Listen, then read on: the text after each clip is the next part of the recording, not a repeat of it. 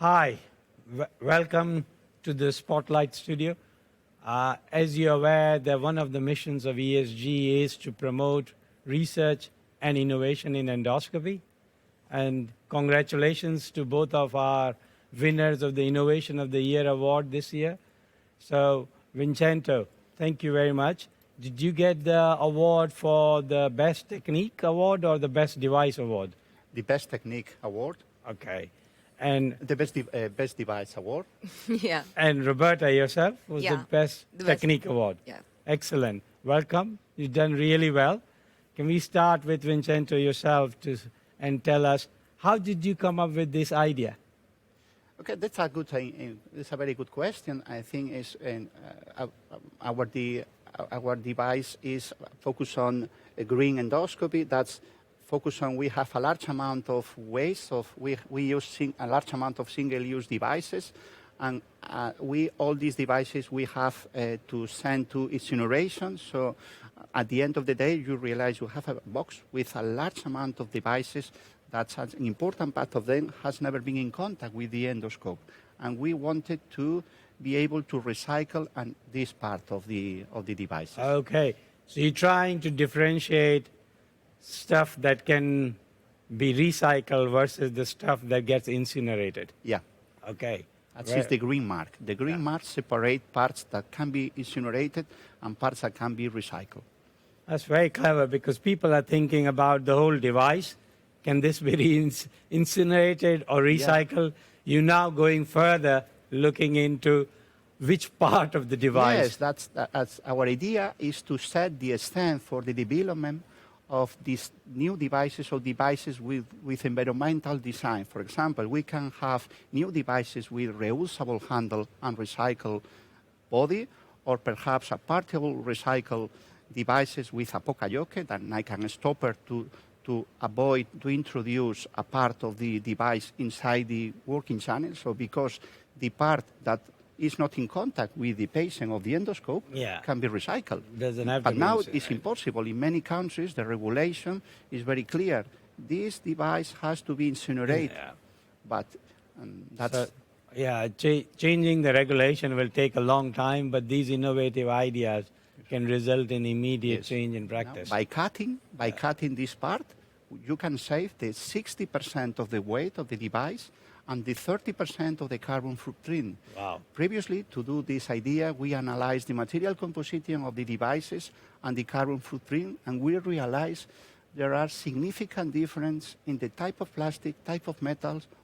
You have same forceps, a forceps from different brands, and you realize, okay, the efficacy is similar, but the material composition is quite different. Okay. So the carbon footprint of two different biopsy forceps is different? Yes. Can be different? Yes, so we need more information about the material composition, the carbon footprint, the green purchasing, which is greener? Okay, this is much better.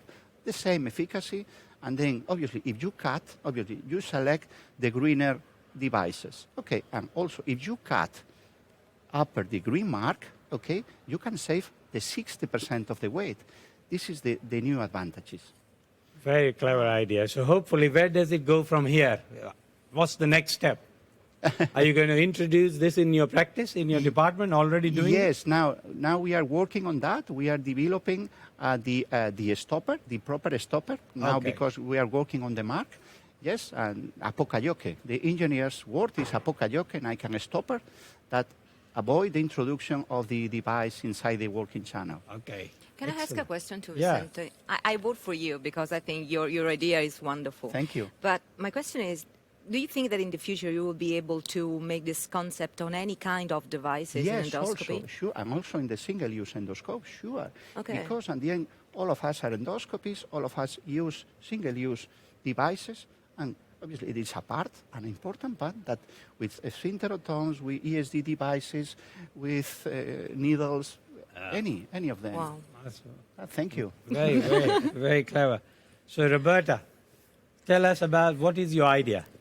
Yeah, I created this new device. I modified an existing device, and the name of the new one is Bellow. You know that in Italian, Bello means beautiful, because Oh, when I wow. thought of it, I said, wow, Bello, yeah, Bello. beautiful. Oh, Bello. Bello, Ah, I get it. bello, Yeah, bello. and Okay. the concept came from a technical need, because sometimes when I was performing very long therapeutic procedure in the rectum mainly, but also in the other tract, you find, that you have inflated a lot, because the more the time you spend in the colon, the more you have to inflate, the more they can bleed, and so you can face some adverse events related to the gas you are inflating. And I was thinking to try to create a block. At the beginning, my idea was to just take a urinary catheter and to place it there to make this block. But then that one is so flexible that Yeah. it's difficult to Get it in the delivery. right position. Yeah, exactly there. And at the same time, you have this very big catheter that will interfere with your movements. So then I took this existing device and I said, if I cut in this way, maybe I can use their concept, modifying and use one single balloon that can be delivered very easily in the sigmoid column, for example, and then I will have just a small catheter with no interference with my resection or whatever you want. It's not only for ESD. So we are doing what the surgeon is doing transdenally, just to place something there to block it, because they are doing They're during using some sort transdental. of sponge or Yeah, which everything they blocks. have. Yeah. And maybe in the future we can use also for other procedure, like for example, even in the upper GI. This is just my thinking, because imagine that you can block the in the bulb, place the balloon in the bulb, and do your resection in the gastric side without thinking about the gas you are inflating. And in the colon at the same time, you don't have the gas that is coming up, and you don't have any residual coming down. And we have patients that are difficult to prep, and other thinking, or patients that have some cardiac disease where you have to pay attention of the insufflation you're making. So in all this tricky and particular situation, this device can really be a So help. your device is basically a simple balloon Yes. that goes through the endoscope? No.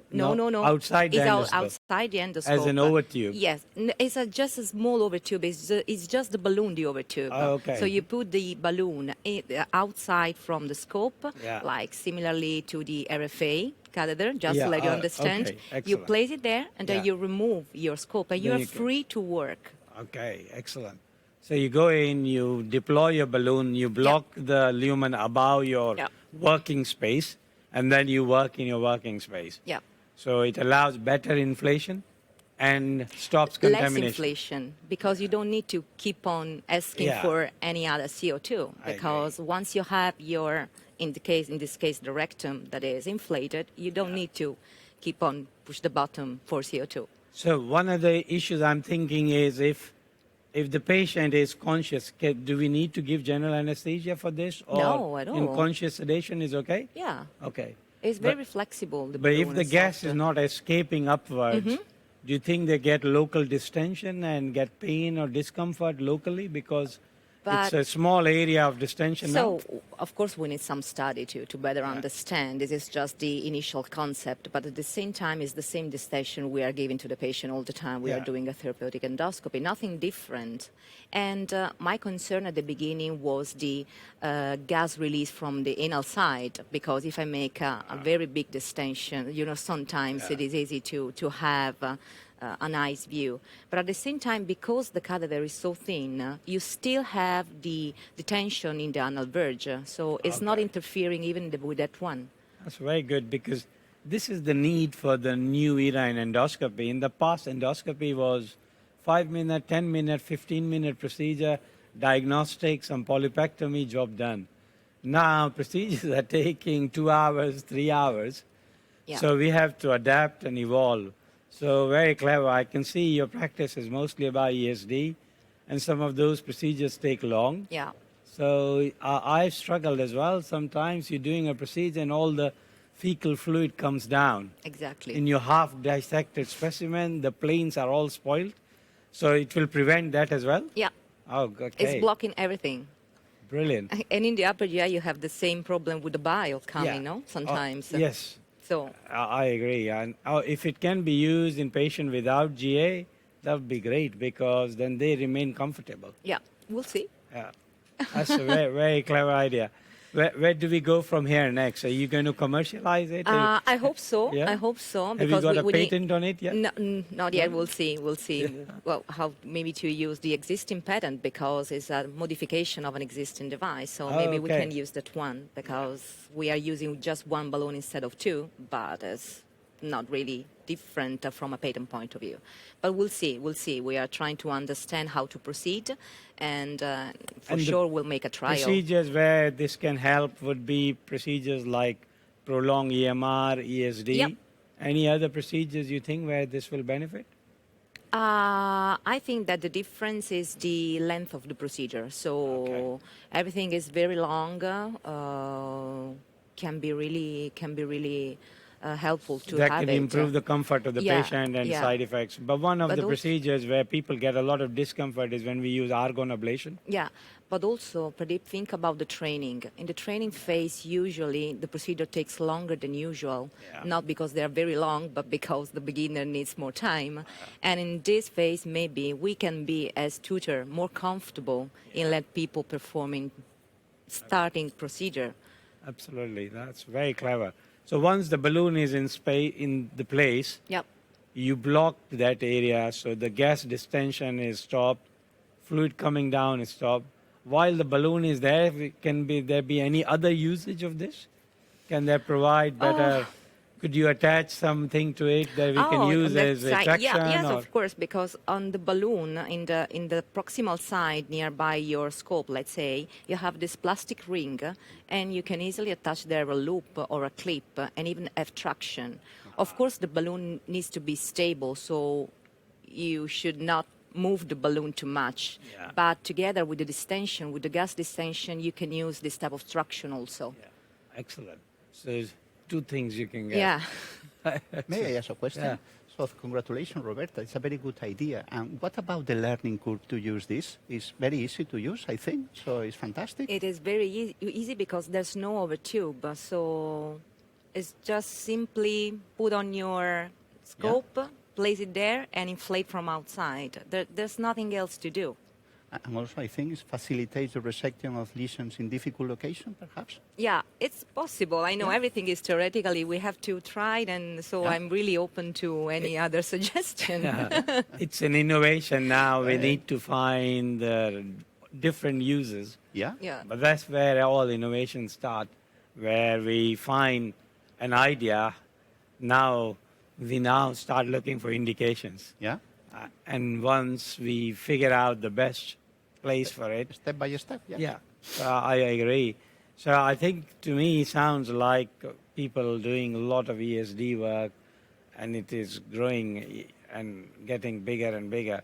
So this will find a place in the use as long as it doesn't compromise the scope maneuverability, because anything next to the scope could compromise. So are you going to do a little trial going forward? Yeah, we'll start to understand with the regulation things, and then we'll start with the trial. And we'll start with the simplest thing, that is the rectal ESD. Yeah. And then we'll see if to move to upper GI or some other procedures. Good.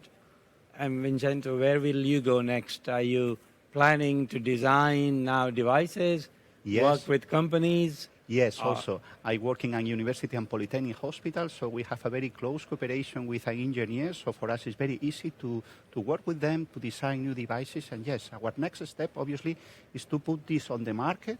This is a long way. Obviously, we need a CMR, observational studies, etc. But yes, this is our next step. Okay. Yes. Looks like both of you got your career plan sorted out. You'll spend the rest of your life pursuing this, which will be great. And I wish all the best. And I'm sure this will be a huge success. And ESG will be very proud to see our innovations reaching the market and in the hand of our regular endoscopists. So I wish you all the best. And thank you for sharing your ideas with us. Thank you. Thank you so Thank much, you. Pradeep.